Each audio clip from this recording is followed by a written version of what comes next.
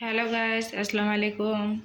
তো আজকে আমি তোমাদের দেখাবো যে ওয়াশিং মেশিন কিভাবে চালাতে হয়।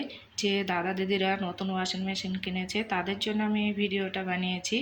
তো চলো দেখাই। তো এটা হচ্ছে আমার এই যে এলজি কোম্পানির, আর এই যে 7 কেজির। তো আমার এটা পুরাতন হয়ে গেছে। তো যাই হোক, চলো দেখাই। এটা হচ্ছে সর্বপ্রথম, এটা হচ্ছে ঢাকনা। এটা আমি খুলে নিচ্ছি, ঠিক আছে।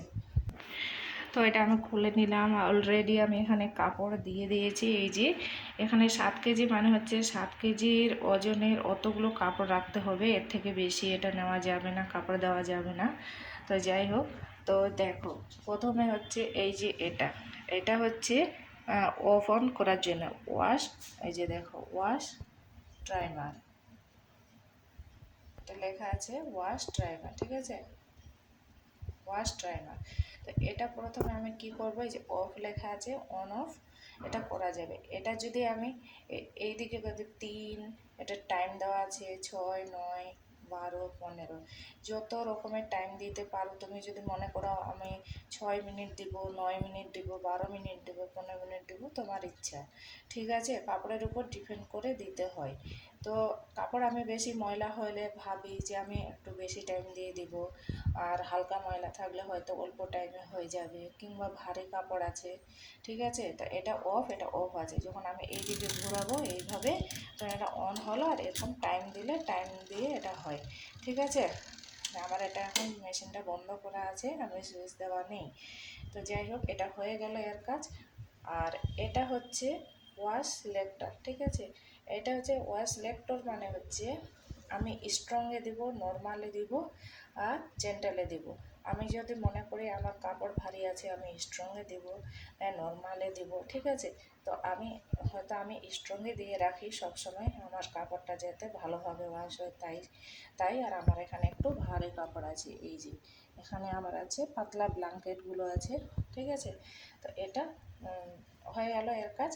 আর সর্বপ্রথমে কি করতে হবে, এই যে টেপটা আছে, সরি, এই টেপটা প্রথম থেকে, এই যে এখানে টেপ আছে, এই টেপটা এখানে দেওয়া আছে। এই টেপ থেকে আমাকে প্রথমে এখান থেকে, এই যে এখান থেকে জল নিতে হবে। এখানে জল নিয়ে নিয়েছি, তারপরে অন অফের কাজটা আসবে।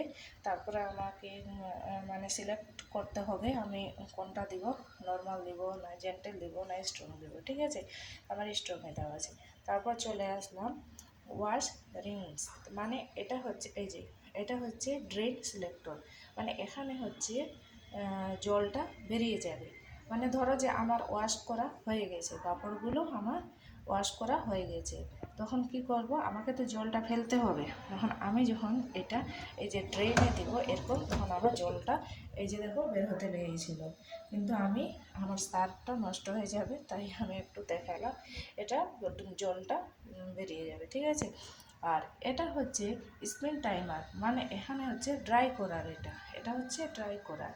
এটা কি হলো, আমি কাপড়গুলো আমার ওখানে হয়ে গেল ওয়াশ করা, তারপরে আবার ধুবো কীভাবে, আবার জলটা যখন বেরিয়ে যাবে এখান থেকে, তখন আবার আমি ট্যাপটা এখানে চালু করব, ঠিক আছে। এখানে ট্যাপটা চালু করে আবার আমি এখানে জল নিব, জলটা বেরোনোর পরে আবার জল নিব। এই যে ড্রেনটা আছে, এটা বন্ধ করে রাখতে হবে, না হলে জলটা একদিক থেকে নিব আর একদিক থেকে বেরিয়ে যেতে পারে। ওই জন্য এটা বন্ধ করে রাখতে হবে, অফ করে রাখতে হবে, ড্রেনে আনতে হবে না, ঠিক আছে। তারপর আমি জল নিব, জল নেওয়ার পর আবার আমি ওটা ড্রেন করে, এখানে ঘুরিয়ে ড্রেন করে, আমার এই যে নিচের দিকে একটা পাইপ থাকবে, দেখতে পাচ্ছ তোমরা, এই যে এই পাইপটা, এটা দিয়ে বেরিয়ে যাবে, ঠিক আছে বন্ধুরা, এটা দিয়ে বেরিয়ে যাবে। তো যাই হোক, আমার এখন কাপড় ধোয়া হয়নি। তো এটার কাজ হচ্ছে কি, এটা হচ্ছে স্পিন টাইমার, হ্যাঁ।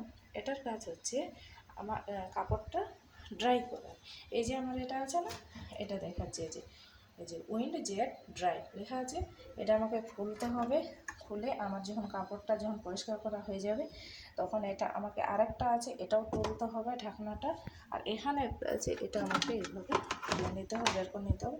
আর এখানে কাপড়টা দিতে হবে, ভেজা কাপড়টা, কোনো চেপাচেপি কিছু করতে হবে না, এখানে দিয়ে দিতে হবে। তারপরে এটা মুখে এটা লাগিয়ে দিতে হবে ভিতরে, এবং ভিতরে দিতে হয়, ঠিক আছে। দিয়ে তারপর আমাকে এটা ঢাকনাটা বন্ধ করে দিতে হবে। দিয়ে এটাও আমার টাইম দেওয়া আছে, দেখো এখানে 1 2 3 4 5, যেমন কাপড় থাকবে, মোটা কাপড় ভারী কাপড়, তো টাইমটা একটু বেশি দিবে, দেখবে এখানে একদম সুন্দর হয়ে শুকিয়ে যাবে, ঠিক আছে। তো আমি এটা ওয়াশ করে নিই, তারপর তোমাদের দেখাচ্ছি, ঠিক আছে। তো বন্ধুরা, এইভাবে তোমরা ওয়াশিং মেশিন কিনলে তোমরা এইভাবে এটা ইউজ করতে পারবে, ঠিক আছে বন্ধুরা।